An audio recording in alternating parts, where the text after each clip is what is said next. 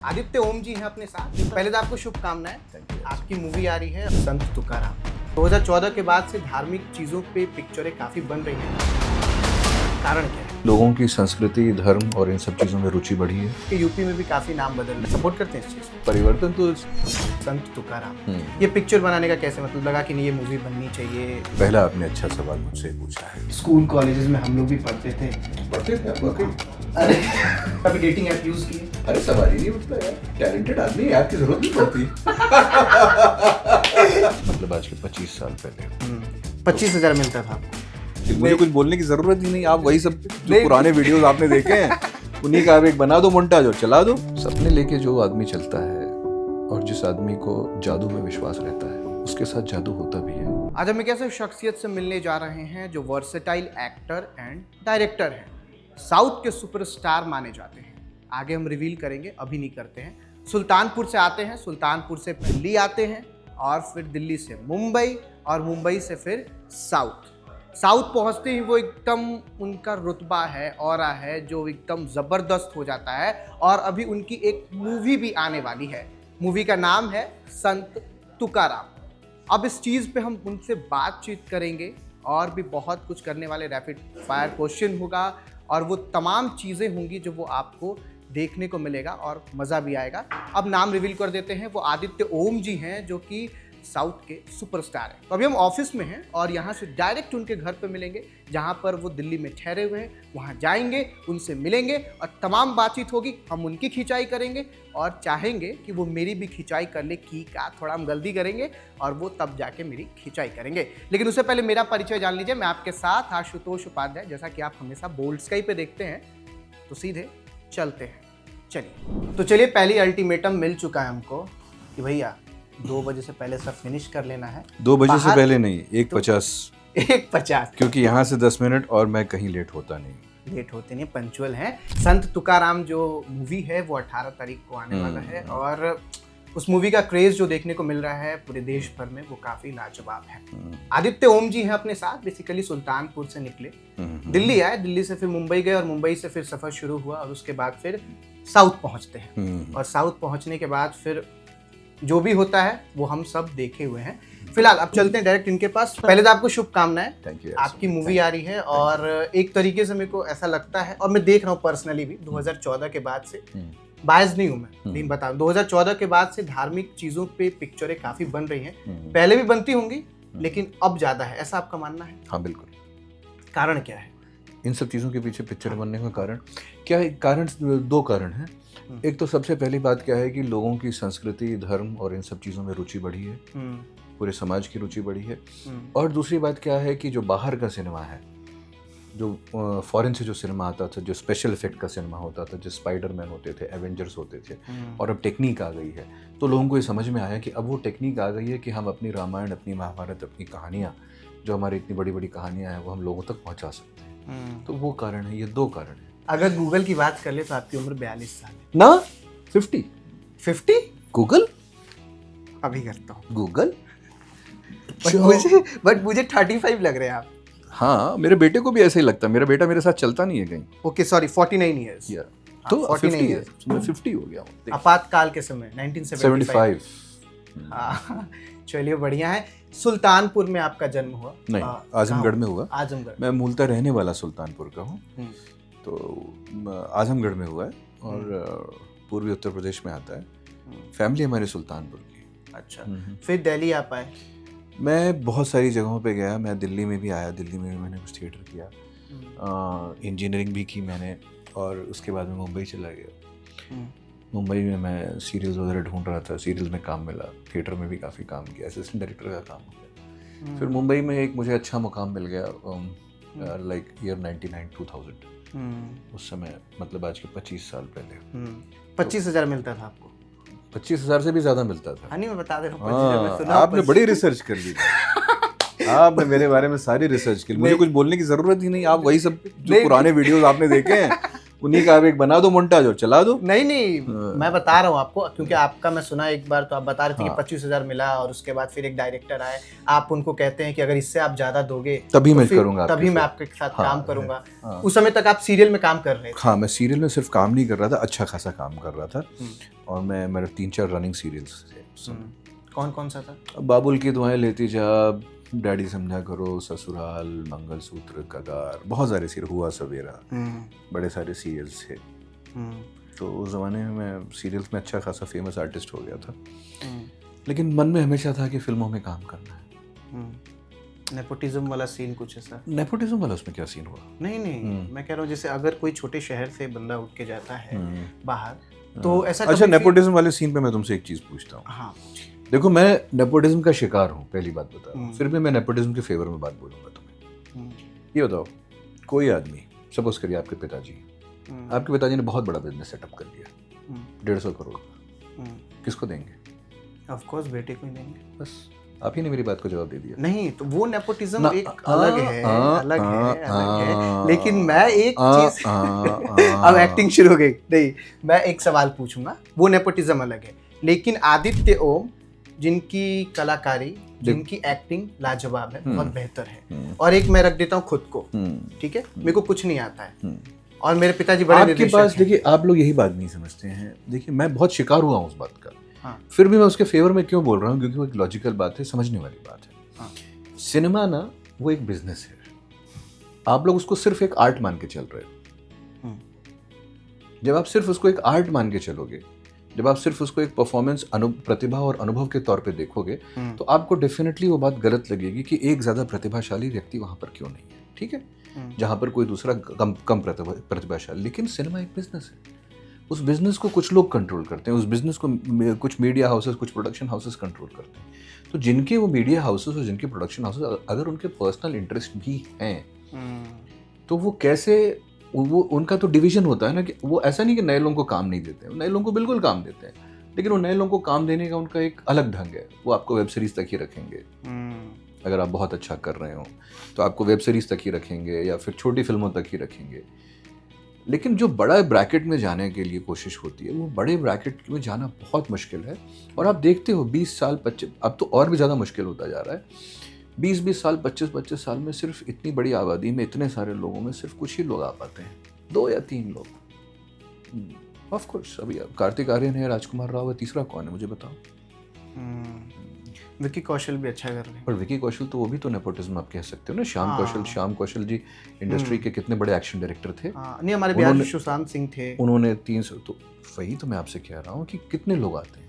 आप उंगलियों पे गिन, उंगलियों पे गिन सकते हैं जो सिनेमा और बड़े हीरोज के में क्रैक करते हैं, ठीक है, वो आप उंगलियों पे गिन सकते हो। चलिए, बहुत मतलब डीप डाउन बातें हो गई, लेकिन दिल्ली में जब आप रहते थे, पसंदीदा जगह या फिर कहीं घूमने फिरने निकल गए? यार दिल्ली में देखो, किसी को कभी भी मूड किसी का भी ऑफ होता था ना, तो लोग सीपी चले जाते थे, सीपी में घूमते रहते थे, वही गोल गोल चक्कर, वही गोल गोल। उस वक्त भी सीपी फेवरेट था? अरे ऑफ कोर्स, पूरी दुनिया का फेवरेट था सीपी। फिर मंडी हाउस, फिर हमारे कुछ दोस्त रहते थे एनएसडी में, हमको एंट्री मिल जाती थी। फिर श्रीराम सेंटर हम चले जाया करते थे, है ना, वहाँ बैठते थे। कभी कभी जब मन बहुत बहुत उदास हो जाता था और जिस दिन भीड़ भाड़ नहीं होती थी, तो लोटस टेम्पल आप देख रहे हो, लोटस टेम्पल में चला जाया करता था यार। और वहाँ पे मुझे बड़ी, आप देखे हो मेडिटेशन वगैरह कितना बढ़िया बना हुआ है, बहुत बेहतरीन। हाँ, अंदर बैठ के। तो वही है, और क्या है। और दिल्ली में और था कि मतलब गार्डन्स हैं, अगर सुबह को उठता है तो ये सब मुगल गार्डन्स और ये सब घूम सकते हैं। लोधी गार्डन, अमृत उद्यान, हाँ ठीक है। अमृत, अब क्या गलत कुछ बोला? नहीं ठीक है, मुझे पता नहीं था कि नाम बदल गए। मुझे पता नहीं था कि इतने नाम बदल गए हैं। हाँ, नहीं, अभी आपके यूपी में भी काफी नाम बदल रहे हैं। नहीं, अच्छा भाई, देखो, दीनदयाल उपाध्याय, मुगल सराय, बहुत अच्छी बात है, बहुत अच्छी। सपोर्ट करते हैं इस चीज? नहीं, क्यों नहीं सपोर्ट करेंगे यार, बिल्कुल। देखो, परिवर्तन तो संसार का नियम है। आज किसी ने बदला है, कल हो सकता है फिर से बदल जाए, परसों हो सकता है फिर से बदल जाए। परिवर्तन तो संसार का नियम है, होना ही चाहिए। चलिए, बढ़िया है। अब बाकी बातें थोड़ा बाद में करें, लेकिन संत तुकाराम, ये पिक्चर बनाने का कैसे मतलब लगा कि नहीं ये मूवी बननी चाहिए, जाना चाहिए? क्योंकि एक पहला आपने अच्छा सवाल मुझसे पूछा है। तो संत तुकाराम महाराज, पहली बात तो क्या है कि हमारे जो प्रोड्यूसर हैं गौतम साहब, वो बहुत बड़े भक्त हैं। तो उन्होंने मास साहब फिल्म हमारी देखी थी चेन्नई में, इंटरनेशनल, हाँ, मास साहब। तो चेन्नई इंटरनेशनल फिल्म फेस्टिवल में देखने के बाद उन्होंने मुझे कांटेक्ट किया। मैंने आपकी फ़िल्म देखी, मैं आपकी फ़िल्म देखकर 2 बार रोया। और मैं भगवान विट्ठल मतलब मैं हिंदी दर्शकों को बता दूं, विठोबा भी बोलते हैं, और ये भगवान कृष्ण को विट्ठल रूप में महाराष्ट्र में पूजा करते हैं। विष्णु? हाँ, भगवान कृष्ण को, कृष्ण। अच्छा। हाँ, तो भगवान कृष्ण का ये विट्ठल रूप है, हम्म, जिसमें हम महाराष्ट्र में इनकी पूजा करते हैं। तो नॉर्थ इंडियन, तो वो विट्ठल के बहुत बड़े भक्त हैं हमारे जो प्रोड्यूसर हैं। तो वो चाहते थे कि विट्ठल जी की भक्ति के ऊपर एक फिल्म बने, तो उन्होंने मुझसे कहा कि तुकाराम जी के ऊपर, संत तुकाराम महाराज के ऊपर आप एक फिल्म बनाइए जो विट्ठल की भक्ति से रिलेटेड है। तो फिर ये बात हमारी है कोविड, उसके बाद तुरंत कोविड आ गया। तो कोविड में मुझे 3 साल मिल गया, टाइम मिल गया, 2-2.5 साल, कि मैंने अच्छे से रिसर्च वगैरह की, सारी चीज़ें, फिर स्क्रिप्ट तैयार की, फिर स्क्रिप्ट तैयार करके फिर एक्टर्स का चुनाव और वो सारी चीज़ें करते करते 2022 ख़त्म हो गया था। फिर 2023 में फिल्म की शूटिंग ख़त्म की। अब 2025 में फिल्म रिलीज़ हो रही है 18 तारीख को। 18 जुलाई को। बढ़िया है। और स्टारकास्ट जो उसमें है वो काफ़ी बेहतरीन है आपका। मैं देख रहा था वो जब ट्रेलर लॉन्च हो रहा था, तब आप उसमें बोले कि मैं भी चाहता था पर्सनली कि महाराष्ट्र के लोग इसमें इन्वॉल्व हों, मतलब काम करें। ऐसा मतलब क्यों? नहीं, देखिए, एक तो जैसे अभी आपको मैंने बताया कि जैसे आप नॉर्थ इंडिया के हो या ईस्टर्न इंडिया के हो, बिहार के, है ना, बिहार। तो जिसमें मैंने आपको भी विट्ठल के बारे में बताया, तो आपको पता नहीं था, ठीक है। महाराष्ट्र की संस्कृति ऐसी है, महाराष्ट्र के इतिहास और संस्कृति वहाँ के बच्चे बच्चे के खून खून में बसती है, रग रग में बसती है। तो जितने भी वहाँ के लोग हैं वो संत तुकाराम महाराज के बारे में, शिवाजी महाराज के बारे में, संभाजी के बारे में, वहाँ किसी को हमको बताने की ज़रूरत नहीं पड़ती। एक पहला कारण ये था। और दूसरा कारण कि मराठी कला क्षेत्र इतना समृद्ध और इतना विशाल और इतना गहरा है कि वहाँ पर थिएटर की भी परंपरा है और फिल्मों की भी परंपरा है, और ये 100-150 सालों से चली है। तो वहाँ के कलाकार इतने मजे हुए हैं। तो मुझे क्या चाहिए था? एक मजा हुआ कलाकार जो महाराष्ट्र से आए, क्योंकि फिल्म का जो मेन टॉपिक था वो महाराष्ट्र से था। तो एक मजा हुआ कलाकार जो महाराष्ट्र से आए, जिसको मुझे बहुत ज़्यादा यहाँ की संस्कृति और यहाँ के इतिहास के बारे में बताना ना पड़े, कि पता चला मैं उसी में लगा हूँ कि नहीं महाराज ऐसे थे, वैसे थे। तो मराठी में हमने हिंदी इसलिए बनाई फिल्म क्योंकि ताकि घर घर संत तुकाराम महाराज की क्या कहानी थी, बहुत मोटिवेशनल कहानी है, वो लोगों तक पहुँचे, और बहुत ही गजब कहानी है, और वो कहानी ऐसी है जो घर घर पहुंचनी भी चाहिए। तो हमने इसीलिए एक ऐसे व्यक्ति का चुनाव किया जो महाराष्ट्र में बहुत नॉन फेस है, जिनको संस्कृति के बारे में पता है। सुबोध भावे मराठी में सुपरस्टार हैं, रियली सुपरस्टार हैं, टॉप 3 में आते हैं वो। जितने बड़े बजट की फिल्मों के हीरो वो हैं और कोई नहीं है। तो उससे अच्छा हमको कोई लगा ही नहीं। हमने कहा कि बस सुबोध भावे ही हमको चाहिए। जैसे बिहार से संजय मिश्रा जी भी हैं। बिहार से कलाकार तो वैसे पूरे देश का होता है, पूरे दुनिया का होता है, लेकिन संजय मिश्रा जी भी हैं, अरुण गोविल जी भी हैं, मुकेश खन्ना जी का वॉइस ओवर है, हेमंत पांडे जी हैं, काफ़ी लोग हैं, ललित तिवारी जी हैं, और इंडिया के सबसे फेमस डीजे अकबर सामी वो नेगेटिव रोल में है, शिवा सूर्यवंशी हैं जिन्होंने मास साहब में मेन लीड लिया था। हाँ, तो काफ़ी हमने ठीक ठाक लोगों का, गणेश यादव हैं जो आपने बहुत सारे राम गोपाल वर्मा जी की फिल्मों में देखा, गौरी शंकर सिंह हैं जो भोजपुरी सिनेमा में अच्छा खासा नाम है। तो इस तरह की काफ़ी हमने पूरा। ये पिक्चर जब आप बना रहे थे, ऐसा कोई इमोशनल मोमेंट आपके लिए कि भाई यार ये क्या है कि मैं आपको सच बताऊं, देखिए, जब मैं साउथ में स्टार बना तब मैं अक्सर मुंबई से अपनी गाड़ी उठा के मैं हैदराबाद बाई रोड जाया करता था, 700 किलोमीटर। ठीक है, अपनी गाड़ी का कन्वीनियंस अलग होता है कि हैदराबाद में भी मुझे, हाँ, तो 700। रास्ते में ही जो सबसे बड़ा तीर्थ है विट्ठल जी का, पंढरपुर, वो पड़ता है। हमको एक 80 किलोमीटर का डाइवर्जन लेना पड़ता है बस। तो पता नहीं क्यों जब मैं दूसरी या तीसरी बार जा रहा था तो मेरा मन हुआ कि मैं पंढरपुर भी जाऊँ, और मैं पंढरपुर चला गया। और फिर पता नहीं एक ऐसा सिलसिला हो गया कि मैं पंढरपुर विठोबा के दर्शन करने, विट्ठल के दर्शन करने में अक्सर जाने लगा, और मुझे समझ में नहीं आई क्या बात। और फिर एक दिन घूम फिर के विठोबा के ऊपर की पिक्चर मेरे पास आ गई। तो वो पिक्चर आना ही मेरे लिए बड़ी इमोशनल बात थी, क्योंकि आप मतलब इस तरह का जब आप काम कर रहे हैं ना, आप समझिए अगर कोई बालाजी तिरुपति के ऊपर फिल्म बनाएगा तो आपके ऊपर जिम्मेदारी नहीं कहूँगा मैं, लेकिन आपके ऊपर इतना बड़ा भार आ जाता है ना, एक कि आपको सही ढंग से चीज़ों को पहुंचाना है कि भगवान का क्या रूप है, भगवान किस तरीके से, और उनके भक्तों। तो मेरे लिए, तो मैं आपको सच बताऊं, मेरे लिए पूरी पिक्चर ही एक इमोशनल थी। तब त्याग, तपस्या, समर्पण, पूरी पिक्चर ही मुझे इमोशनल, मेरे लिए एक बहुत ही इमोशनल बात थी। और जो चीज़ मुझे बहुत छूती है वो आम लोगों का भाव छूता है। जब मैं फिल्म शूट कर रहा था तो लोग आके धन्यवाद करते थे कि आप ये फिल्म हिंदी में बना रहे हो। और जो एक्टर हमारे संत तुकाराम महाराज कर रहे थे, लोग उनको असली संत तुकाराम महाराज समझ के लोग आके उनके पाँव पड़ते थे। लोग जो मासूम गांव के लोग होते हैं कि संत तुकाराम महाराज, तो ये सब कितनी इमोशनल बात है। 100 200 लोग आके पाँव पड़ रहे हैं। वो भारत की संस्कृति सभ्यता ऐसी रही है। जब रामायण हुआ था उस वक्त अरुण गोविल जी का अभी भी उनको राम लोग माना था। जब अयोध्या वो जाने लगे तो लोग पैर छूने लगे। ये तो भारत की संस्कृति सभ्यता है ही। लेकिन मैं भी जब देखता हूँ मराठी पिक्चरों को, अब जब हिंदी में जैसे तानाजी मूवी आई थी और छत्रपति शिवाजी पे आई थी, तो ऐसे पिक्चरों को देखने के बाद एक सही में लगता है कि नहीं भाई, अपनी भारतीय संस्कृति जो है कितनी उदार रही है। लेकिन आपको भी धन्यवाद पर्सनली भी और चैनल की तरफ से भी, आपने इतनी बेहतरीन पिक्चर जो है वो बनाई। अब आप मेरे को बोले कि पहली बार कोई बढ़िया आप क्वेश्चन की इतने देर में।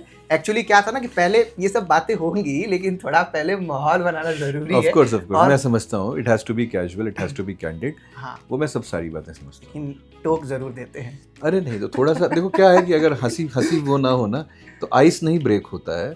फिर बात देखो, जब दो लोगों के बीच में ना थोड़ा सा एक दोस्ताना व्यवहार हो जाता है ना, या आइस ब्रेक हो जाती है, तो माहौल अपने आप अच्छा हो जाता है। नहीं, कभी लगता है कि कहाँ आपकी उम्र 49 वर्ष, कहाँ मेरी उम्र 22 वर्ष, तो तजुर्बा आपका बेहतरीन और ज्यादा मेरा कम। कोई मानेगा नहीं हमारे आपके बीच में 30 साल का अंतर है।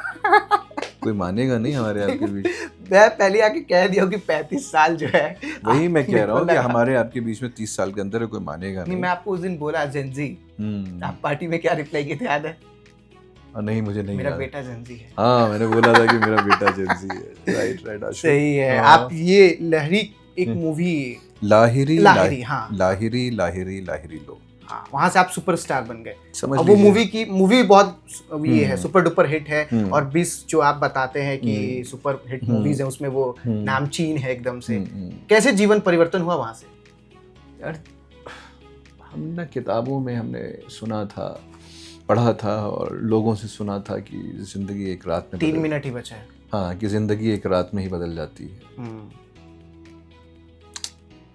सपने लेके जो आदमी चलता है और जिस आदमी को जादू में विश्वास रहता है, मिरेकल में जिस आदमी को विश्वास रहता है, वो उसके साथ जादू होता भी है। उसके साथ हर तरह का जादू होता है, अच्छा भी बुरा भी, लेकिन जादू उसके साथ होता जरूर है। तो जादू है, जीवन एक जादू है। आज हम और आप बैठे हैं, ये भी एक जादू है। संत तुकाराम महाराज के ऊपर फिल्म बन गई, ये भी एक जादू है। एक मासूम सा, एक अननोन सा लड़का जो ना कि देखने में खूबसूरत था और ना ही बहुत ज़्यादा टैलेंटेड था, वो अचानक से एक ऐसी भाषा में जाके एक हीरो बन गया और इतनी सारी सक्सेसफुल फिल्में की। ये जादू ही है, ये मिरेकल ही है। मैं अपनी बात कर रहा हूँ, ये मिरेकल ही है। आप ये कह रहे हैं कि सुंदर नहीं? ना, बिल्कुल नहीं, बिल्कुल नहीं। एक बात मेरे को भी ऐसा पर्सनली लगता है कभी कभी कि सुंदरता ये सब ठीक है, एक्टिंग बेहतर होगा तभी आप वहाँ पहुँचे। नहीं, बिल्कुल एक्टिंग, लेकिन मैं वही कह, मैं आप जैसे इतने टैलेंटेड लोगों को मैं देखता हूँ, हमारे देश में प्रतिभा की तो कोई कमी है, बिल्कुल ठीक है, और पूरी दुनिया में प्रतिभा की कोई कमी नहीं है। लेकिन अगर आप हमारे देश के भारत अव्वल है, 100 नहीं, हम ज़्यादा ओवर कॉन्फिडेंस में भी ना रहें, तो 100 अगर हम अभिनेताओं को बोलेंगे तो 100 अभिनेता नॉन होंगे पूरे भारत में, ठीक है, या जो एज अ हीरो काम करते होंगे। तो कितना बड़ा देश और कितने कलाकार हैं, क्या वो सिर्फ वो 100-200 लोग ही जाने चाहिए? तो कहने का मतलब मेरे भाई ये था कि प्रतिभा एक अलग चीज़ है, सफलता एक अलग चीज़ है, और जो जादू और जो मिरेकल होता है ना, वो एक अलग चीज़ है। वो एक एक्स फैक्टर है, उसको आप डेस्टिनी बोल दो, किस्मत बोल दो, जो बोल दो। मेरे को ऐसा लगता है कि पैसा जब आता है ना तो आदमी सुंदर खुद ब खुद हो जाता है। नहीं, वो बात नहीं है। हम देखे हैं बहुत सारे ऐसे फोटोज। एक आप लोगों की जनरेशन की समस्या ये है कि आप लोग हर चीज़ पैसा ओरिएंटेड सोचते हो। पैसा आने से नहीं होता है कि वो अपने आपको वो खूबसूरत दिखने लगता है, क्योंकि वो पैसे वाला होता है। नहीं, पैसे वाला होता है इसलिए खूबसूरत नहीं दिखता है। हाँ, आपको खूबसूरत दिखने लगता है किसी भी लोगों को। सोसाइटी मनी ओरिएंटेड है ना। ब्यूटी तो आप देख सकते, beauty no one can create beauty. Artificial beauty आपको कोई प्लास्टिक सर्जरी करवा के आता है तो आपको पता लगता है ना कि प्लास्टिक सर्जरी हुई है। नहीं, अब हम आपको बता रहे हैं, इस पर हम आपको टोकेंगे और रोकेंगे दोनों। जैसे अभी एक व्यक्ति है, कोई 20,000 का महीना कमा रहा है, उसकी ग्रूमिंग बेटर हो जाएगी। हाँ, बस ग्रूमिंग बेटर हो जाएगी, वो अच्छे कपड़े पहनने लगेगा। वो अच्छे कपड़े पहनने लगेगा। देखिए, ब्यूटी जो होती है ना, ब्यूटी तो नेचुरली होती है ना। प्रकृति देखने क्यों जाते हो भाई? आप हिल स्टेशन पे क्यों जाते हो? ठीक है, हम लोग इतने इतने ऑडिशंस क्यों लेते हैं? एज अ फिल्म मेकर अगर हम लड़के या लड़कियां ऑडिशन हम लेते हैं तो हम लोग क्यों कहते हैं विदाउट मेकअप में आइएगा या सादे कपड़ों में आइएगा? हम लोग क्यों कहते हैं भाई? क्योंकि हमको देखना होता है कि विदाउट मेकअप और उसमें उनकी प्रतिभा और खूबसूरती कैसी है। अब मेरे को एक बात जानना है, इतना बिजी शेड्यूल, ठीक है, अभी आप मेरे साथ कुछ देर पहले बैठे थे, फिर हम बाहर गए, वहाँ पॉडकास्ट शूट किए, फिर इधर आए, खाते हुए तो देखे ही नहीं आपको। अभी हम खाना मंगाया है, अभी हम लोगों ने बढ़िया बर्गर वर्गर खाएंगे। अच्छा, तो अभी तो कोई शूटिंग है नहीं हमारी 1 महीने तक। हाँ, तो वैसे भी सर मैंने 2.5-3 kg वेट गेन किया हुआ है। तो जब हम इस तरह के कार्यक्रमों में होते हैं जहाँ पे हम अभिनेता नहीं है तो रिलैक्स हो जाते हैं, नॉर्मल खाओ, जो जितनी इच्छाएं हैं, जैसे बर्गर ऑर्डर किया हमने, बर्गर खाएंगे। फिर जब हमारी शूटिंग आती है तो शूटिंग के 15-20 दिन पहले से नमक और चीनी दोनों चीज़ छोड़ दी जाती है।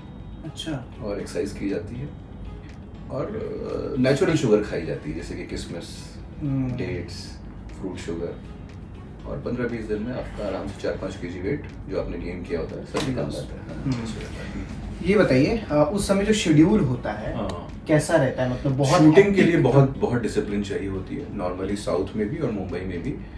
साउथ में तो 7 बजे की शिफ्ट होती है। शिफ्ट यहाँ भी होती है पूरा? हाँ, सुबह 7 बजे की। अच्छा। तो सुबह 7 बजे की शिफ्ट में पहुँचने के लिए आपको 5 बजे उठना पड़ेगा ही, ठीक है, क्योंकि मैं एक्सरसाइज करता हूँ तो थोड़े एक्सरसाइज के लिए भी टाइम चाहिए होता है, कम से कम 1 घंटा। बाकी फ्रेशन अप और आपके जो सप्लीमेंट्स वगैरह होते हैं वो सब ले, तो सारी चीज़, तो 2 घंटे तो आपको तो 4:30-5 बजे उठना ही पड़ता है, क्योंकि शूटिंग लोकेशन भी आपकी थोड़ी दूर हो सकती है।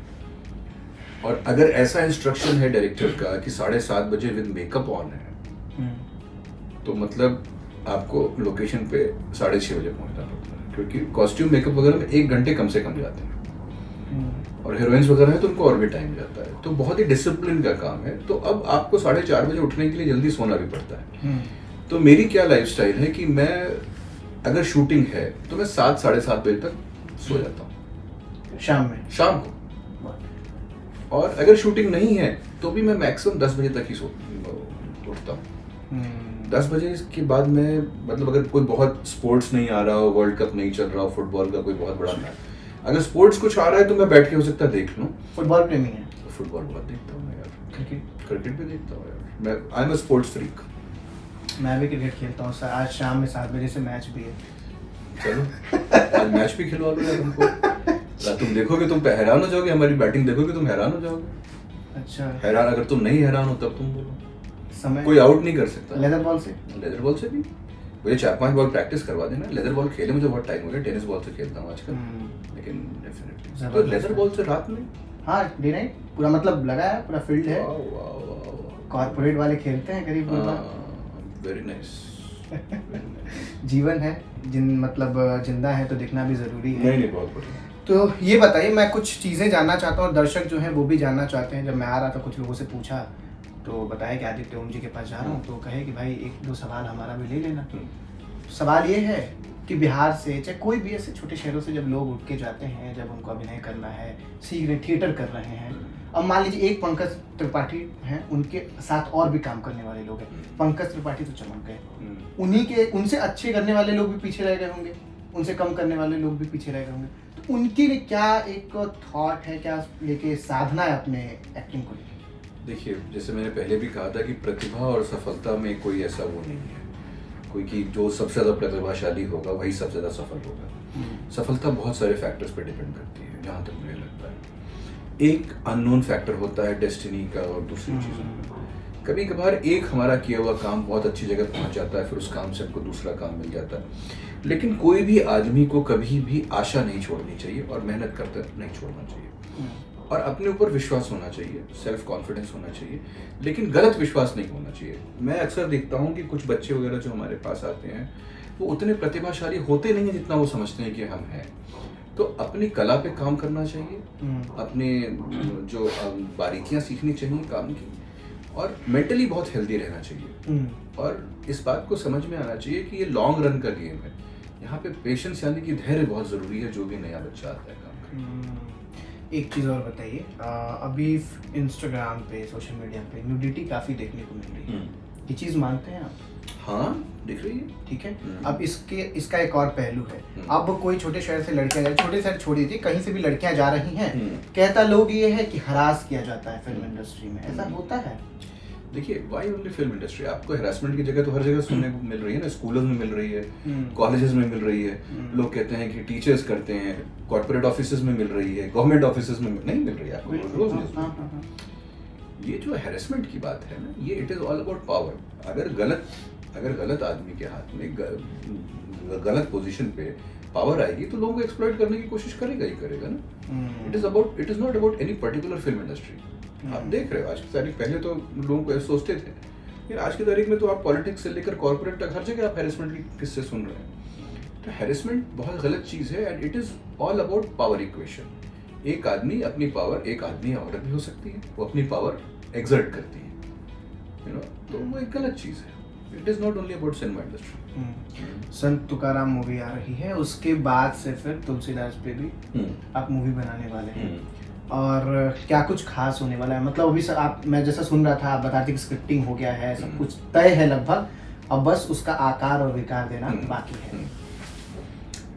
यार, सिनेमा के साथ एक त्रासदी है कि सिनेमा एक कमर्शियल आर्ट है, ये त्रासदी है। तुलसीदास सब चीज़ ओके है,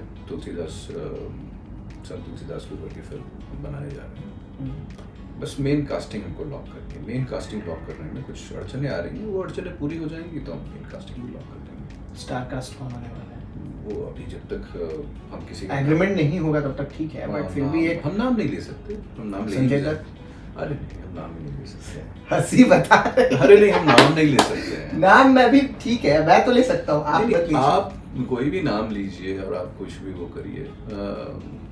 देखिए, हम बहुत सारे लोगों से मिलते रहते हैं, इसका मतलब वो नहीं है जो आप सोच रहे हैं। जब अनाउंस होगा तो आप हैरान होंगे। संजय दत्त? ना बिल्कुल नहीं। अच्छा, ऐसा कुछ नहीं। चलिए थोड़ा लव लाइफ पे आते हैं। लव लाइफ पे चलिए, ठीक है। स्कूल कॉलेजेस में हम लोग भी पढ़ते थे आप वाकई? अरे बिना पढ़े आप पहुंच गए? पता नहीं मुझे नहीं पता। हम मतलब पढ़ते तो अभी पढ़ ही रहे हैं। तो बात ये थी कि जब सुंदर लड़कियों को लोग देखता था तो बॉयज़ का ग्रुप होता था, भाई देखो ये अच्छी लड़की जा रही है, मतलब हमें ये पसंद है, कैसे क्या किया जाए। हम लोग के टाइम तक थोड़ा फ़ोन वोन आ गया है, आ गया था ही कहते थे, अब तो फ़ोन मेरे पास भी है, तो फ़ोन वोन से अब इंस्टा ढूंढने लगते थे, फेसबुक ढूंढने लगते थे। कभी आपके साथ कोई ऐप भी हुआ है ना? कोई ऐप भी है ना? आप डेटिंग ऐप? नहीं, डेटिंग ऐप नहीं, कोई ऐप भी ऐसा है ना कि जिससे लड़की का इंस्टाग्राम पता चल जाता है? नहीं पता। मुझे पता नहीं कौन बता रहा था कि सर एक ऐसा ऐप भी आ गया है कि पता चल जाता है उसके लड़की का हैंडल क्या है। तो क्या बता रहे थे? तो फिर आपके साथ कभी ऐसा, ठीक है आप पुराने जनरेशन के हैं, इतने पुराने भी नहीं लेकिन है, मेरे से पुराने हैं आप, इस चीज को एक्सेप्ट करिए, तो वो बताइए मेरे को कि उस समय कैसा लव लाइफ होता था लोगों का? नहीं, उस समय तो यार बहुत अलग किस्म की चीज़ें होती थी। बात करने में ही एक लड़के और एक लड़की को बात करने में ही सालों लग जाते थे। अब आप लोगों की जनरेशन तो तुरंत आ गया फोन, इंस्टा से पहले व्हाट्सएप पे I love you, do you love me फट से हो जाता है, आई लाइक यू टक से हो जाता है।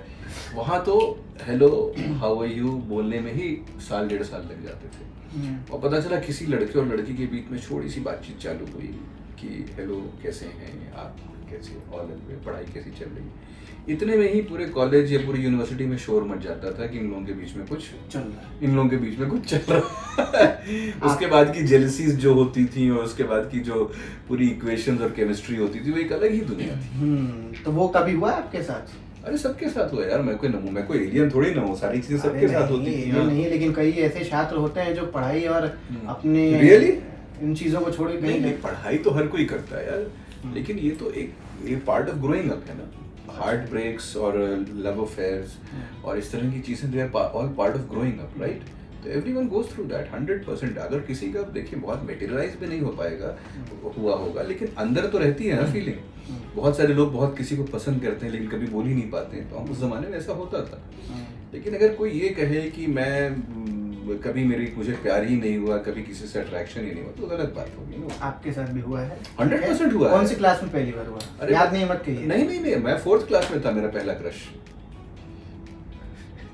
फोर्थ क्लास में फोर्थ क्लास में मेरा पहला क्रश फोर्थ क्लास में था। आपको ये उस समय पता चल गया था प्यार क्या होता है, या फिर सिर्फ मुझे नहीं पता था, बस इतना था आपको पता क्या आप उसको पसंद करते? हाँ, मुझे बहुत अच्छी लगती थी वो लड़की फोर्थ क्लास में। आज कनेक्शन कुछ भी? ना ना ना ना, वो तो कनेक्शन उसी टाइम, लेकिन मुझे वो फीलिंग याद है ना। अच्छा, फीलिंग याद, चेहरा भी याद होगा वो थोड़ा बहुत? बिल्कुल सारी चीजें याद है, वो फीलिंग याद है, वो चेहरा याद है, और वो चीज याद है कि जब मैं नाटक करता था, मतलब जो स्कूल के प्लेस वगैरह होते थे, तो उसमें जब वो मेरी हीरोइन बनी थी तो कैसा लग रहा था, तो वो सारी चीजें याद हैं। अच्छा, हीरो की हीरोइन भी बनी हुई है। हाँ। सही है, बढ़िया है। मतलब ठीक है, हम लोग के साथ वैसा ऐसा नहीं हुआ। मैं 8th क्लास में आया था, तब थोड़ा बहुत पता चला प्यार मोहब्बत होता है, अच्छा, लेकिन उससे पहले 4th 5 में तो नहीं, लेकिन क्या फिर भी था? आपका जनरेशन ठीक था। फिर आप तो फिर हमसे भी पुराने हैं। नहीं, वही कह रहा, आपका जनरेशन फिर ज्यादा ठीक था कि 4th क्लास में पता लग गया कि चलो प्यार मोहब्बत है। उसका चलिए आपका ये पहला प्यार था, मतलब प्यार नहीं कहेंगे, एक अट्रैक्शन हाँ, था, अच्छी crush लगती थी होता है आपको। बचपन हाँ में, हाँ, वो प्यार क्या है वो तो पता नहीं। हाँ। दूसरी बात करूँगा, दूसरी बात। अच्छा, दूसरी बात हाँ, जीवन में एक बार प्यार नहीं नहीं नहीं, मुझे बहुत बार हुआ है। हाँ, एक दो बार नहीं, मैं काउंट भी नहीं कर सकता हूँ। मेरे ख्याल से एट्थ या 9th में, हाँ, ऐसे 8th। उस उम्र में मुझे लगता है हर किसी को पहला क्रश और पहली चीजें। आपका पहला क्रश तो 4th में? नहीं, वो ठीक है, लेकिन जो एक थोड़ा मैच्योर होने पे, एक आपका इन मैच्योर, हाँ, मतलब एक जो टीनेज चालू हो जाती है ना, तो वो टीनेज वाला तो एक होता है, तो टीनेज प्यार। हाँ, वो स्टार्टिंग में होता ही होता है सबको। अच्छा, ठीक है। 9th का 11th 12th 9th 10th 11th, हाँ, तो फिर उसके बाद एक बार चलते गया पूरा। हाँ, उसके बाद जब सिलसिला चालू हो जाता है तो फिर वो तो फिर सिलसिला ये दौर का ही नहीं चाहिए, हम रहे चाहे ना रहे, गर्लफ्रेंड हमारी रहनी चाहिए। नहीं, ऐसा कुछ भी नहीं है, ऐसा कुछ भी नहीं है, ये आप गलत बात कह रहे हैं। चलिए ठीक है, कभी डेटिंग ऐप यूज किए? अरे नहीं, सवाल ही नहीं उठता, अरे सवाल ही नहीं उठता यार, टैलेंटेड आदमी ऐप की जरूरत नहीं पड़ती। टैलेंटेड आदमी नहीं, बहुत सारे ऐसे टैलेंटेड आदमी हैं, मैं कैसे बहुत सारा न्यूज देखा जो डेटिंग ऐप है, डेटिंग ऐप पे वो है एक्टिव हैं। Nothing at all, nothing at all. नहीं, डेटिंग ऐप वगैरह नहीं, मुझे I do not like the concept of this. Arrange marriage है ना आपका? जी। शादी कब हुई आपकी? मेरी शादी हुई है सन 2004 में। 4 में? हाँ, 21 साल।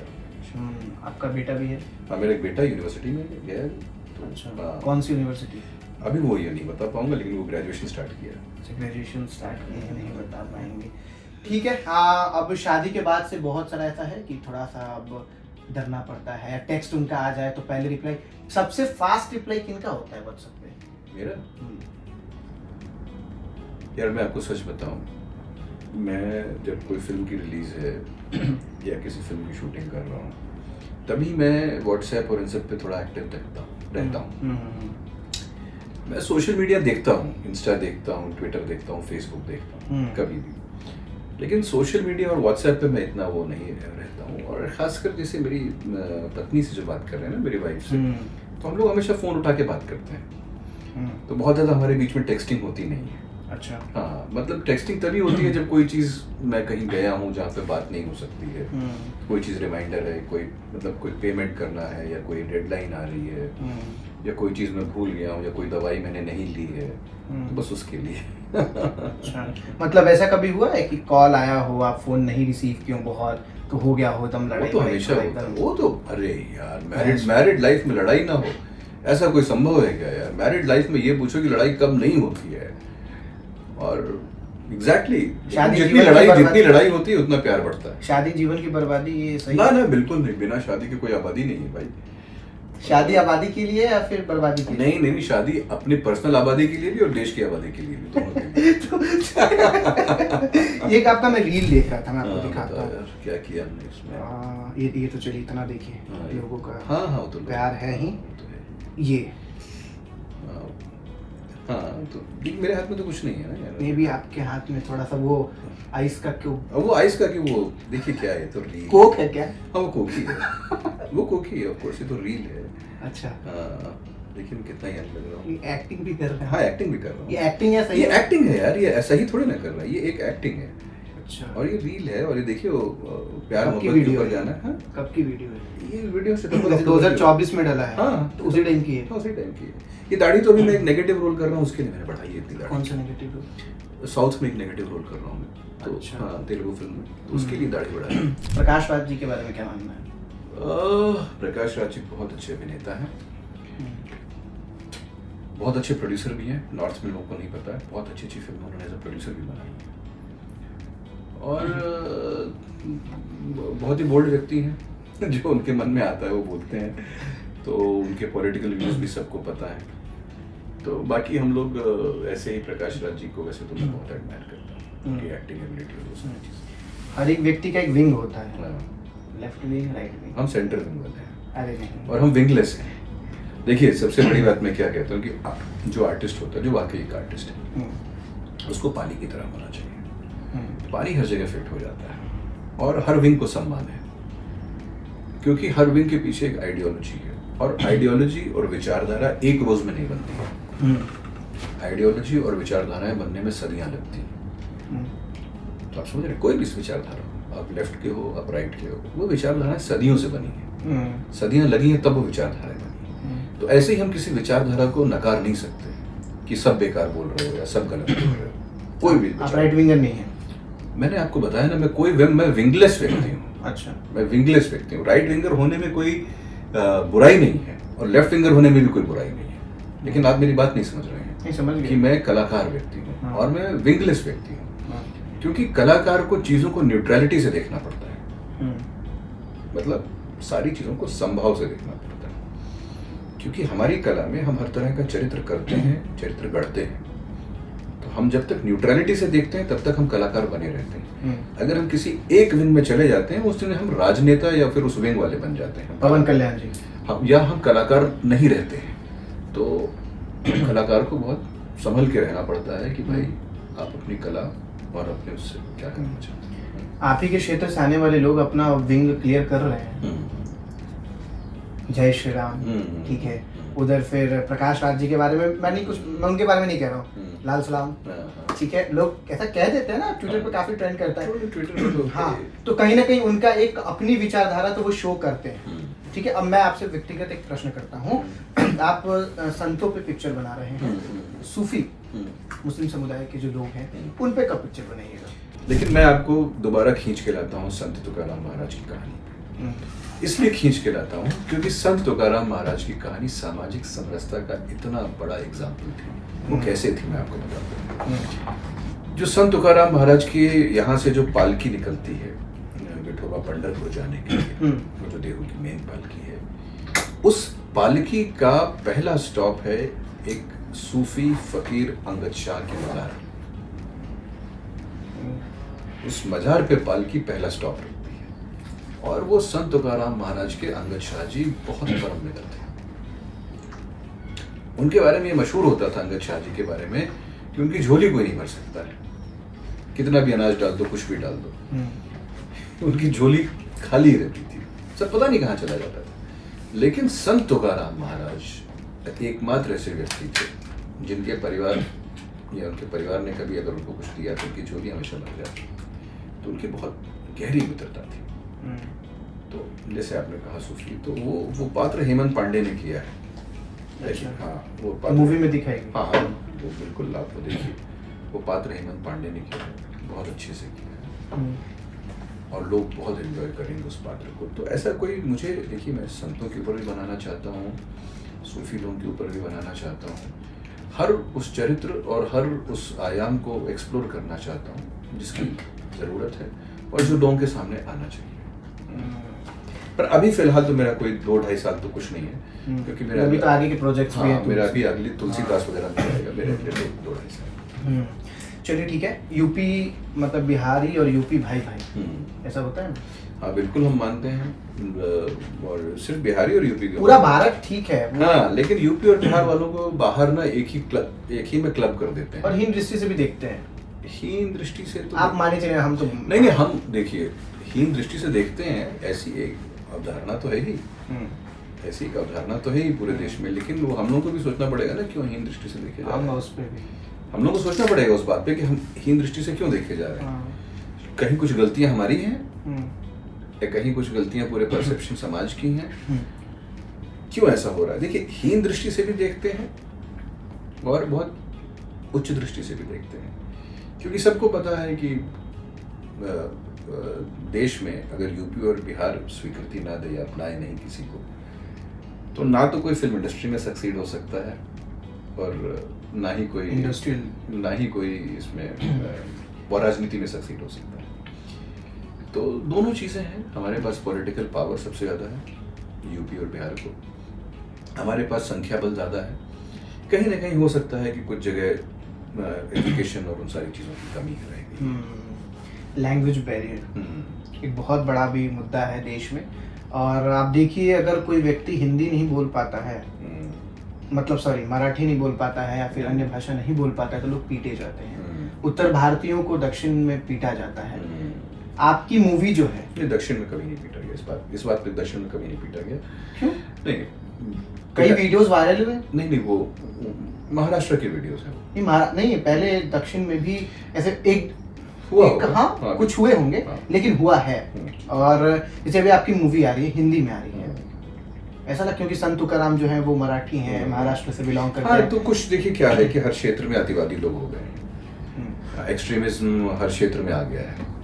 तो मराठी लोग भी बहुत सारे ऐसे हैं जो मतलब इस तरह की कुछ एकदम ही एक्सट्रीम राइट विंग है ना, राइट विंग, हाँ, एक्सट्रीमिस्ट राइट विंगर्स ही बोलते हैं उनको। अच्छा। हाँ, जो इस तरह की चीज़ों को कि भाई हमारी चीज़ हमारी ही भाषा में होनी चाहिए या हमारी चीज़ ऐसी ही होनी चाहिए, तो उन सारी चीज़ों को हम थोड़ा सा अवॉइड करते हैं। क्योंकि एक आम हिंदुस्तानी, एक आम मराठी मनुष्य इतना खूबसूरत है अंदर से भी, दिल से भी और बाहर से भी। वो मराठी लोग इतने अच्छे नहीं होते तो वो मुंबई इंडस्ट्रियल कैपिटल कैसे बनता, मुंबई फाइनेंशियल कैपिटल कैसे बनता। आप इस बात को समझिए, जब लोकल लोग इतने अच्छे हैं तब ये सारी चीज़ें होती। बाहर के लोगों को, महाराष्ट्र से बाहर के लोगों को भी थोड़ी सी, जो महाराष्ट्र में अपना व्यवसाय कर रहे हैं, थोड़ी सी अपनी एक सोच बदलनी पड़ेगी कि जब आप वहाँ कमा रहे हैं, खा रहे हैं, तो थोड़ी मोड़ी आपको बाहरियों को पसंद नहीं करते। नहीं, बाहरियों को, वही तो मैंने आपसे कहा, ये आपकी अवधारणा है कि आम जनता जो है बहुत ही प्यारी, बहुत ही खूबसूरत, सबको गले लगाने वाली जनता है। कुछ राजनेताओं और कुछ एक्सट्रीमिस्ट राइट विंगिस्ट एलिमेंट ऐसे हैं जो उनको, कुछ में से मैं इंसिडेंट बताता हूँ। हाँ, नहीं वो ठीक है, मैं आपके सारे इंसिडेंट समझ रहा हूँ, लेकिन आप समझिए कि आप एक या दो इंसिडेंट करके आप पूरे उसको नहीं बदनाम कर सकते। तो वैसे बिहार भी तो बदनाम होता है, एक ही दो इंसिडेंट। नहीं, ऐसी कोई बात नहीं है। देखिए, बिहार बदनाम नहीं है, आप फिर से बात नहीं समझ रहे हो। बिहार बदनाम नहीं है कि पूरा अब आप देखिए, बिहार ऐसा नहीं पूरा बदनाम है। सब लोग जानते हैं, पूरी दुनिया जानती है कि वही बिहार बहुत सारे IAS ऑफिसर्स देता है। पूरी दुनिया जानती है कि वही बिहार बहुत गौतम बुद्ध को देता है। पूरी दुनिया जानती है कि वही बिहार जयप्रकाश नारायण को देता है। ठीक है, तो पूरी दुनिया इस बात को जानती है और इस बात को अप्रिशिएट भी करती है। लेकिन कहीं कभार अगर कुछ ऐसे इंसिडेंट्स होते हैं या कहीं ऐसी चीज़ें होती हैं तो वो सारी चीज़ें भी हाईलाइट हो जाती हैं। तो लेकिन वो तो बिहार के सभ्य समाज को देखने वाली बात है कि वो उसके लिए एक्टिवली काम करें, जो बिहार के इंटेलेक्चुअल्स हैं और जो बिहार से संबंधित लोग हैं, कि बिहार की छवि को और निखारा जा सके। बाकी आज के मतलब जो काम जो हो रहा है आज की डेट में, सब अच्छा ही हो रहा है और धीरे धीरे ये सारी जितने भी डिफरेंसेस हैं ना, ये अपने आप खत्म हो जाएंगे। मेरा मानना है कि अपने आप खत्म हो जाएंगे सारे डिफरेंसेस। बिग बॉस में लोग ऐसी अवधारणा है कि भाई बिग बॉस स्क्रिप्टेड रहता है। बिल्कुल नहीं, बिग बॉस 100% रियलिटी शो है। और जिसको ये लगता है कि स्क्रिप्टेड रहता है वो कभी जाके देखे बिग बॉस। बल्कि मैं ये चाहता हूँ कि हर व्यक्ति बिग बॉस जाए एक बार, क्योंकि वहाँ पे इतनी मेंटल क्लिनजिंग हो जाती है और इतनी फिजिकल क्लिनजिंग हो जाती है, वो जो आप कोई आदमी सोच नहीं सकता उस लेवल। पागल हो सकता है। देखिए, बिग बॉस पूरा जो एक फॉर्मेट ये है कि वो आपको टेंस रखते हैं, वो आपको ऐसे सिचुएशन में रखते हैं कि जहाँ पे आपके पास नींद की कमी हो, आपको भूख लगे, आपके पास आप प्यासे हों, आप थोड़े इरिटेटेड हों, तो ही उनको जो कंटेंट उनको चाहिए होता है ना, वो उनको मिलता है। तो बिग बॉस बिल्कुल भी स्क्रिप्टेड नहीं है। और मतलब हम लोगों ने मैंने कैसे वहाँ पे 40 दिन बिताए मैंने, वो मैं जानता हूँ। मैं नाम लूँगा जिनका, आपको उनके बारे में अगर आप अच्छा सोचते हैं तो वो बताना है, और अगर कुछ नेगेटिव है तो वो भी बताना है। नेगेटिव क्या बेहतर हो सकता है वो भी बताना है। नाम लेंगे आप और मैं बैठ के यहाँ जज करूँगा। नहीं, जज नहीं करें, आप क्या सोचते हैं? नहीं, आपकी इस इंटरव्यू का पर्पस क्या है ये बताइए। आप मेरे खिलाफ फतवा करवाना चाहते हैं, आप मुझे फंसवाना चाहते हैं, आप खुद को वायरल करना चाहते हैं, आपके इंटरव्यू का पर्पस ही नहीं समझ में आ रहा है। चाहते 2 कैम है जिसमें से दोनों कैम आप पे है, तो खुद को तो वायरल नहीं, वो कट ही जाएंगे हम में से भी। और आपके PR के लोग मेरे को काट के सिर्फ आपका ही दिखेंगे। अच्छा, ठीक है, चलिए। तो हम खुद को नहीं वायरल कराना चाहते हैं। तो पहला देखो भैया, हाँ चलो करो, लेकिन हाँ कुछ भी आप ये पूरा अनकट इंटरव्यू बाद में चला देना, लेकिन फिल्म की रिलीज से पहले थोड़ा देख लेना, फिल्म की रिलीज से पहले थोड़ा देख लेना। चलो कोई बात नहीं। पवन कल्याण एक फिनोमिनन है। पवन कल्याण को हम लोग साउथ में फिनोमिनन बोलते हैं। Is a phenomenon. Mahesh Babu is a very charismatic actor, मतलब बहुत ही आकर्षक व्यक्तित्व। Prabhas dynamic, larger than life, huge. Politician का बात करें, एम के स्टैलिन एक संभले हुए व्यक्तित्व। जगमोहन रेड्डी। जगमोहन रेड्डी मैंने मतलब खैर बहुत ज़्यादा हमारे प्रदेश के ही थे, लेकिन मैंने बहुत ज़्यादा इस तरह से उनके बारे में सोचा नहीं। क्या एग्जैक्टली मैं जगमोहन रेड्डी जी के बारे में बोलूं? स्किप? नहीं, स्किप नहीं करूंगा, मैं बिल्कुल स्किप नहीं करना चाहता। जगमोहन रेड्डी जी को एक बहुत बड़ी विरासत मिली, बहुत बड़ी विरासत है, जो वाईएस राजशेखर रेड्डी जी की थी। अब उनकी ये जिम्मेदारी है कि उस विरासत को आगे बढ़ाए। संत तुकाराम, इनके बारे जो मूवी आई। अच्छा, संत तुकाराम, देखिए संत तुकाराम महाराज के बारे में मैं सच बताऊँ ना, अब मैं थोड़ी सी वो बात करूँगा, सीरियस बात करूँगा कि संत तुकाराम महाराज के बारे में बोलने की ना तो मेरी बौद्धिकता है और ना ही उतनी मेरी संवेदनशीलता है। हमने एक प्रयत्न किया है कि किस तरीके से हम संत तुकाराम महाराज की कहानी को जितने प्योर फॉर्म में, जैसे उन्होंने अपनी चीज़ें बोली थी, वो हम आम जनता तक हम पहुँचाएँ। और ये हमारे जितने भी महान संत हुए ना, इन सब लोगों की बड़ी बात ये थी कि ये हर सामाजिक पहलू पे बात करते थे। ये पारिवारिक रिश्तों पे भी बात करते थे, समाज पे भी बात करते थे, ये राजनीति पे भी बात करते थे, ये राजधर्म पे भी बात करते थे। तो संत तुकाराम महाराज की किताबें हैं, और मतलब अब यंग जनरेशन मेरी फिल्म देखे और उसके बाद अगर उसको मन करे तो जाके किताबें, गीता प्रेस गोरखपुर ने पूरी अभंग गाथा इनकी हिंदी में की है, ट्रांसलेट की है। दिलीप चित्रे जी नाम कर एक लेखक हैं, उन्होंने इंग्लिश में किया है सेज तुका नाम से। और बहुत सारी, वृंदावन दास जी ने लिखा है, कुछ अंग्रेज़ लोग हैं, फ्रेज़र नाम के एक अंग्रेज़ हैं, उन्होंने इनके ऊपर काफ़ी कुछ लिखा है। केलुस्कर जी हैं, पंगारकर जी हैं, इन लोगों ने इनकी बायोग्राफीज़ लिखी जो हिंदी में भी ट्रांसलेटेड हैं। और महीपति जी ने लिखा है भक्तमाल, भक्त लीलामृत, और गीता प्रेस गोरखपुर की भक्तमाल। तो बहुत बहुत मोटिवेशनल टीचिंग है, और जेनजी के लिए तो बहुत अच्छी है। जो लोग आजकल स्ट्रेस और मेंटल हेल्थ और मानसिक सेहत और डिप्रेशन की बात करते हैं, उनके लिए तो मतलब, क्योंकि संत तुकाराम महाराज के जीवन में जितने दुख है वो किसी को मिल नहीं सकते। मतलब जितने दुख कोई लिख सकता है ना, कि भाई आप क्या होगा आपके साथ, सबसे बुरा क्या हो सकता है, आपकी पत्नी मर गई, आपके बेटा आपकी आंखों के सामने मर गया। कैसे मरे? पत्नी और बेटे मरे भी कैसे? भूख से मरे। सुनिए बात को, ठीक है, पिता मर गए, माता जी मर गई, सामाजिक बहिष्कार हो गया, घर में कोई पैसे नहीं बचे, कुछ भी नहीं बचे। ऐसी स्थिति से जब लेकर एक व्यक्ति फिर वो ऐसी स्थिति में पहुंच जाता है, उनके फॉलोअर्स उनको जगत गुरु बोलते हैं, जैसे हम शंकराचार्य जी को बोलते हैं, वैसे संत तुकाराम महाराज के फॉलोअर्स उनको जगत गुरु। अगर आप देहू में जाएंगे, उनका इतना विशाल मंदिर है, तो उस मंदिर के बाहर सबसे ऊपर लिखा हुआ है जगत गुरु संत तुकाराम। हाँ, तो डेफिनेटली इनकी टीचिंग्स जानना ज़रूरी है। और इसीलिए हमने, हमारी फिल्म का प्रयत्न भी ये है कि इतने महान संत हैं, हम सब के बारे में जानते हैं, गुरु नानक जी के बारे में जानते हैं, कबीर जी के बारे में जानते हैं, इनके बारे में भी लोग जाने। बहुत ही विद्रोही और बहुत ही महान संत थे ये संत तुकाराम जी। महाराष्ट्र पे आते हैं, साउथ में थोड़ा बहुत कवर हो गया, महाराष्ट्र आते हैं। बाल ठाकरे। बाल ठाकरे जी एक गजब का व्यक्तित्व थे। एक आप मतलब एक कलाकार, और कलाकार के साथ साथ एक रेवोल्यूशनरी थे। बिल्कुल, बाल ठाकरे जी का एक गजब का व्यक्तित्व था। उनको ठीक है, दो लोगों को एक में डिफाइन करना है, राज ठाकरे और उद्धव ठाकरे। ये उसी परिवार के वो हैं, उसी राज ठाकरे, जो बाल ठाकरे जी ने जो वृक्ष लगाया, उसी वृक्ष के दो फल हैं।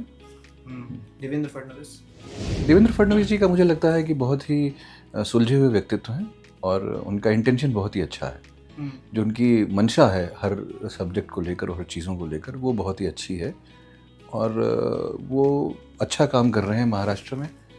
और क्योंकि महाराष्ट्र के बारे में, मतलब मैं राजनीति पे कमेंट नहीं कर, महाराष्ट्र की राजनीति ना बड़ी जटिल है, वो आसान प्रदेश है नहीं। लेकिन उस आसान प्रदेश में इतने सारे विरोधाभासों के बीच में भी देवेंद्र फडणवीस जी काफ़ी अच्छा काम करे। तो बहुत सुलझे, बहुत संभले हुए व्यक्तित्व हैं, जो शायद सबको साथ लेकर चल सकते हैं। एक सवाल, आपने कभी ऐसा सोचा है कि कोई ऐसे एक्टर, कोई ऐसे डायरेक्टर जो नेपोटिज्म के सबसे बड़े नाम, ऐसा कभी दिमाग में आया? नेपोटिज्म के सबसे बड़े नाम? आप मुझको करण जौहर के उसमें खींचना चाह रहे हो? ठीक है, नहीं, ऐसा कुछ नहीं।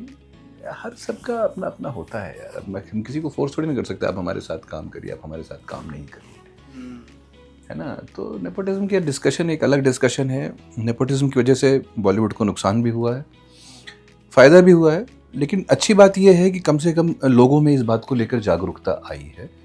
हाँ, कि भाई ये नेपोटिस्ट है, ये बाहर से हैं और ये सेल्फ मेड हैं। तो वो जागरूकता बाहर वालों के लिए, जो सिनेमा इंडस्ट्री के लोग नहीं हैं, उनके लिए ये जागरूकता बहुत अच्छी बात है।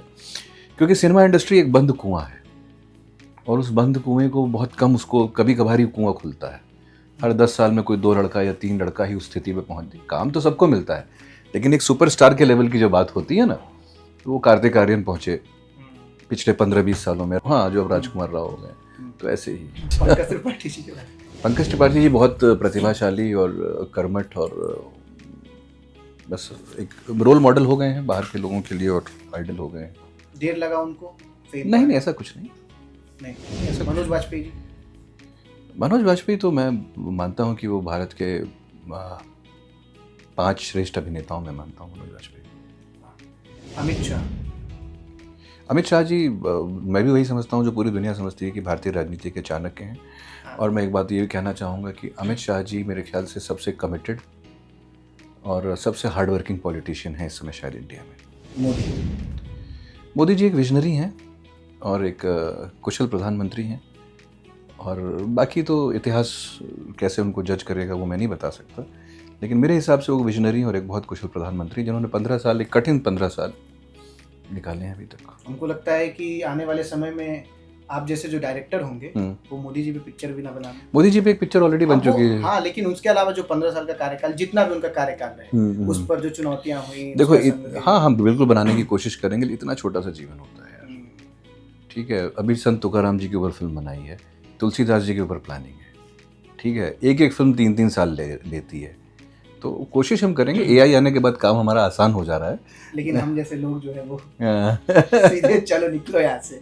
चलिए थोड़ा बिहार पे आते हैं, लालू यादव। हाँ, लालू जी को बहुत ही, मैं उनका प्रभावशाली व्यक्तित्व और बहुत ही प्रभावशाली व्यक्तित्व लालू जी का, और मुझे लगता है कि बड़े मिलनसार व्यक्तित्व, जो मुझे लगता है दूर से। मैं तो कोई डेवलपमेंट के मामले में, किसके मामले में? डेवलपमेंट बिहार को अगर देखा जाए उनके कार्यकाल के समय, देखिए वो समय अलग था, आज समय अलग है। हम क्यों उस समय से आज समय की कंपैरिजन कर रहे हैं? आप बताइए भाई। मैं आपको जैसे बताऊं, मैं 30 साल पहले के आदित्य से अपने आप को कंपेयर नहीं कर सकता हूँ। कोई भी उस समय काल का कुछ हो, जैसे आज आप बिहार की अगर किसी से कंपैरिजन करेंगे, तो आज आप बिहार को तेलंगाना से कंपेयर करिए ना। बहुत मतलब तिरछा घुमा के उत्तर दिए। नहीं, उत्तर क्या दिए, जो मैं आपको बता रहा हूँ, मुझे बहुत ही प्रभावशाली और बहुत ही मिलनसार व्यक्तित्व लगते हैं लालू जी, और ये किसको नहीं लगते हैं दुनिया में, आप ये बताइए। चलिए बढ़िया है, लगने भी चाहिए। और अब वीडियो को अंत करते, लेकिन उससे पहले इनको एक बार कहेंगे, एक तो प्रश्न मेरे से पूछिए, लेकिन ऐसा पूछिएगा जो हम बता दे, बेइज्जती ना हो मेरा। नहीं, आप नहीं, हम देखिए क्या है कि हम सीखते हैं आप जैसे लोगों से, और क्योंकि आप लोग, मेरा ये मानना है कि जितनी भी आगे की जनरेशन होती है, हमसे आगे होती है, तो आप लोग बेटर पीसेस हो। ऊपर वाला जब नई पीस बनाता है तो अपडेट करके ही बनाता है, जैसे आपका वर्जन है। हाँ, जैसे सॉफ्टवेयर अपडेट होता रहता है, वैसे इंसान भी अपडेट होते रहते हैं। और मैं फर्मली बिलीव करता हूँ, मतलब मैं ये मजाक की बात नहीं कर रहा हूँ, कि आप जितने भी बच्चे हो आज के युग में, जितने भी हो, सब बहुत अच्छा कर रहे हो, और मैं सीखने की कोशिश करता हूँ। तो बस मेरा यही प्रश्न है कि क्या आप लोगों के दिमाग में, आपके दिमाग में कोई गोल है आपके जीवन का, कि कोई लक्ष्य है आपके जीवन का, कि भाई, या कोई टाइम पीरियड आप या आपकी जनरेशन कोई टाइम पीरियड के हिसाब से कोई काम सोचती है? हाँ, मेरा पर्सनली है कि 30 साल से पहले जो एक गोल है, अब गोल को तो बताऊंगा नहीं मैं, अब क्या है वो कहीं नजर। तो ऐसे गोल क्यों रखना जो पब्लिक में नहीं बताया जा सके? वो दिखेगा पब्लिक को, और वो दिख भी रहा है। हाँ। ठीक है, जो मेरे करीब के लोग हैं वो देख रहे हैं, उनको लग रहा है कि नहीं भाई ये लड़का गोल अचीव कर रहा है। ठीक है, तो एक मेरा एक टाइम लिमिट है कि भाई 30 साल से पहले अचीव कर लेना है, और अगर नहीं किए तो फिर दूसरा 30 से 40 के लिए दूसरा है, 40 से 50 के लिए दूसरा है, 50 एक एवरेज जीवन हो गया, उसके बाद रहेंगे कि नहीं रहेंगे पता नहीं। अरे एवरेज जीवन यार, मैं अभी तो मेरी तो मैं 50 का हो रहा हूँ, तुम एवरेज जीवन, तुम हमको ऐसा क्यों कह रहे हो यार? हमारी तो जीवन स्टार्ट हो रहा है, हमको तो अभी उत्साह लगता है कि अभी हमारा जीवन स्टार्ट हो रहा है। अब आप औसतन जीवन कितना? 60-65? नहीं, औसतन जीवन तो इंडिया में इस समय 68 पहुंच गया है। ठीक है, पर औसतन का मतलब आप समझ रहे हो, उसमें आप जो चाइल्ड डेथ भी होती, चाइल्ड बर्थ पे डेथ होती है, वो सब काउंट। आज की डेट में अगर कोई व्यक्ति स्वस्थ है और उसके पास सुविधाएं हैं, तो 80-85 तो आराम से हो रहा है। बिल्कुल, आप देखिए। एग्री। सेकंड क्वेश्चन, दूसरा प्रश्न आपका पहला हो गया, पहला हो गया बस, और क्या। ये आपके बारे में थोड़ी नहीं, मेरे बारे में। आपने ये प्रश्न क्यों पूछने के लिए कहा? हाँ।